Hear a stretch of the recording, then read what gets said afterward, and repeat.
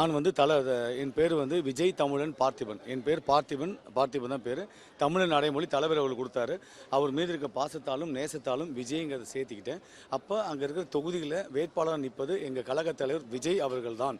நான் வந்து அவர்களுக்காக பணியாற்றுவதற்காக நாங்கள் போயிருக்கோம். அவ்வளோதான். முதலமைச்சருக்கு முன்னாடி நீங்க சல்யூட் அடிச்சுட்டு போறீங்க. நான் எப்பயுமே இங்கே மாண்புமிகு தமிழக முதலமைச்சராக இப்போ இருக்கார். இதுக்கு முதல்ல எங்கள் கழக தலைவராக இருந்தபோது சரி, ரசிக மன்றம், மக்கள் மன்றம், நற்பணி மன்றம், மக்கள் இயக்கம் எல்லா இடத்துலையுமே அவரை பார்த்தா நான் அந்த மாதிரி தான் சல்யூட் அடிப்பேன்.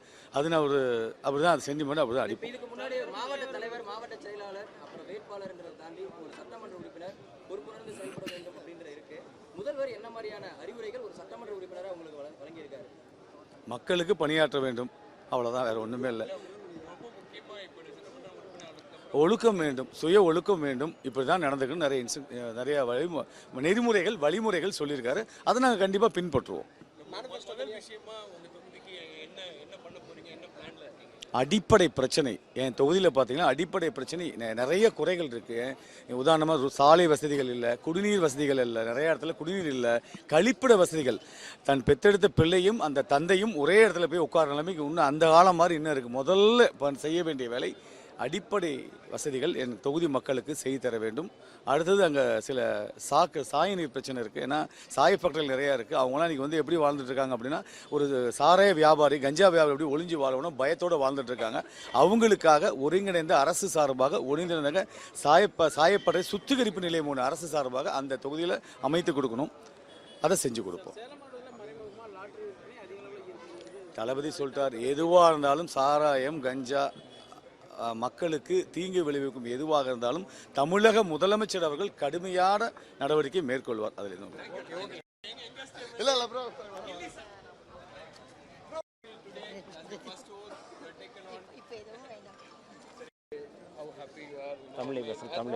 எவ்வளவு சந்தோஷமா இருக்குன்னு இன்னைக்கு வந்து முதல் நாள் போன முறை வந்து உங்களால் வர முடியாத சூழ்நிலை. ஆமாம், இந்த முறை வந்து உங்களுக்கு இது பண்ணியிருக்காங்க.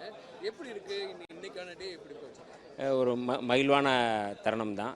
கடந்த காலங்களில் வந்து 2021 நான் வந்து தோல்வி அடைந்தாலும் தொடர்ந்து அந்த 5 ஆண்டுகள் நான் கடுமையாக உழைத்தவன் தான். இன்றைக்கு நான் வெற்றி பெற்றிருக்கிறேன். இரண்டையும் நான் ஒன்றாகத்தான் பார்க்குறேன். தோல்வி அடைந்தால் கடுமையாக உழைப்பது, வெற்றி பெற்றால் இன்னும் அதிகமாக உழைப்பது அப்படிங்கிற அடிப்படையில் தான் இன்றைக்கு வந்து குறிப்பாக சாதி ஒழிப்பு களத்திலும் தமிழ் தேசிய களத்திலும் நான் தொடர்ந்து அர்ப்பணித்து கொண்டிருக்கிறேன். இந்த 5 ஆண்டுகளும் அதே களத்தில் நான் தொடர்ந்து களமிடுவேன். கடந்த காலங்கள் எப்படி வன்னியரசு இருந்தானோ அதே வன்னியரசு தான் இந்த முறை தொடர்வான்.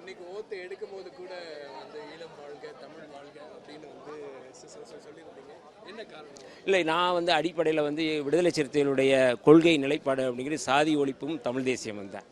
இன்றைக்கு பலர் வந்து தமிழ் தேசியத்தை முன்வைத்து பிழைப்புவாதம் நடத்தலாம். ஆனால் இன்றைக்கு எப்போதும் வந்து விடுதலை புலிகள் மீது, மேதகு பிரபாகரன் அவர்கள் மீது எப்போதும் விடுதலை சிறுத்தைகள் பற்றுறுதி கொண்டவர்கள். அந்த கொள்கையில் நாங்கள் வந்து எப்போதுமே சமரசமாகுவதில்லை. அந்த அடிப்படையில் இன்றைக்கு எங்களுடைய தமிழ்நாடு வாழ்க என்று சொல்லும் பொழுது தமிழீழம் வெல்க என்று சொல்வதுதான் சரியாக இருக்கும் என்கிற அடிப்படையில் விடுதலை சிறுத்தைகள் அந்த நிலைப்பாட்டில் சமரசமெல்லாம் நிற்கிறோம் என்பதுதான் என்னுடைய அடையாளம்.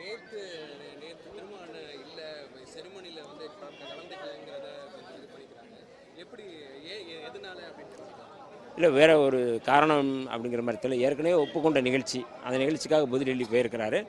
இன்றைக்கு இரவு வந்துடுவார். வந்த பிறகு அடுத்த கட்டமான என்ன முடிவு அப்படிங்கிறத தலைவர் அவர்கள் எடுப்பார். நாங்கள் அதுக்கான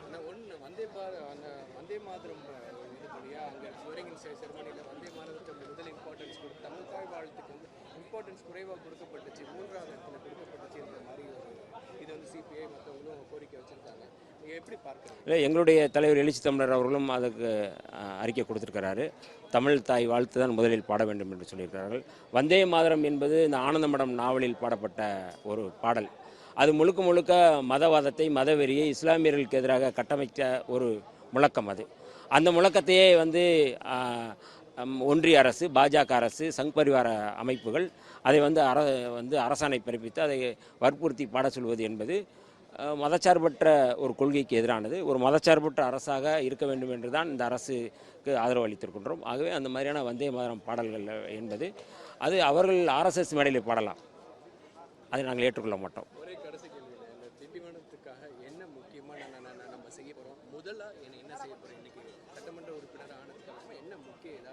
இல்லை அங்கே வந்து முதல்ல ஏற்கனவே நான் சொன்னது போல் இனி திண்டி வனம் அல்ல திண்டி வளம் என்று தான் நான் வந்து அங்கே வந்து முழக்கம் அது சொல்லியிருக்கேன். அது ஒரு ஸ்லோகனாக இல்லை, அது வந்து நடைமுறைக்கான ஒரு இதுதான். நிறையா இடங்களில் வந்து அந்த தொகுதி முழுக்க வந்து சாலைகள் கொஞ்சம் எல்லா கிராமங்களில் அது மாதிரி போடுறாங்க, வேணும்னு கேட்குறாங்க. அந்த சாலைகளை போடுவது அப்படிங்கிறது ரொம்ப முக்கியமாக நான் வந்து பார்க்குறேன். நிறையா கிராமங்களில் வந்து இந்த சமூக நல கூடங்கள் வேணும்னு கேட்டுக்கிறாங்க. அதெல்லாம் சின்ன சின்ன கோரிக்கைகள் தான். இதையெல்லாம் நாங்கள் வந்து இந்த 100 நாட்கள் எதாவது செய்யலாமா அப்படிங்கிறத திட்டமிட்டு நாங்கள் பண்ணோம். நன்றி.